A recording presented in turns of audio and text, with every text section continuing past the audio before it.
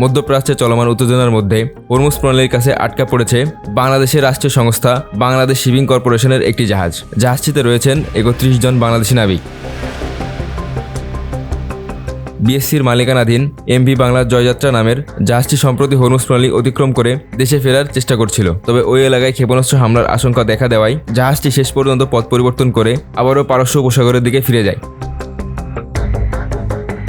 জানা গেছে জাহাজটি বর্তমানে সংযুক্ত আরব আমিরাতের শারজাহ উপকূলের বহির্নোঙর এলাকায় অবস্থান করছে। পরিস্থিতি বিবেচনায় জাহাজটির নিরাপদ চলাচল নিশ্চিত করতে কূটনৈতিক সহায়তা চেয়ে নৌ পরিবহন মন্ত্রণালয়কে চিঠি দিয়েছে বাংলাদেশ শিপিং কর্পোরেশন।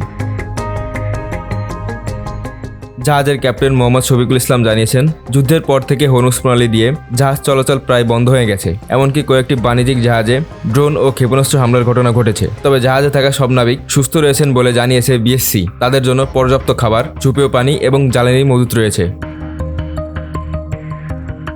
বিশ্ব বাণিজ্যের জন্য অত্যন্ত গুরুত্বপূর্ণ এই হরমুজ প্রণালী বর্তমানে বড় ধরনের ঝুঁকির মুখে পড়েছে। আন্তর্জাতিক প্রতিবেদনে বলা হচ্ছে, সংঘাত শুরুর পর থেকে প্রণালী ও আশেপাশের এলাকায় একাধিক বাণিজ্যিক জাহাজ হামলার শিকার হয়েছে।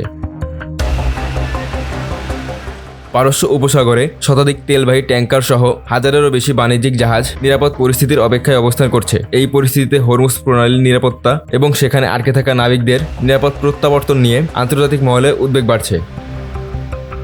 রাহাত খান, নিউজ ডেস্ক, নিউজ 24 ঘন্টা।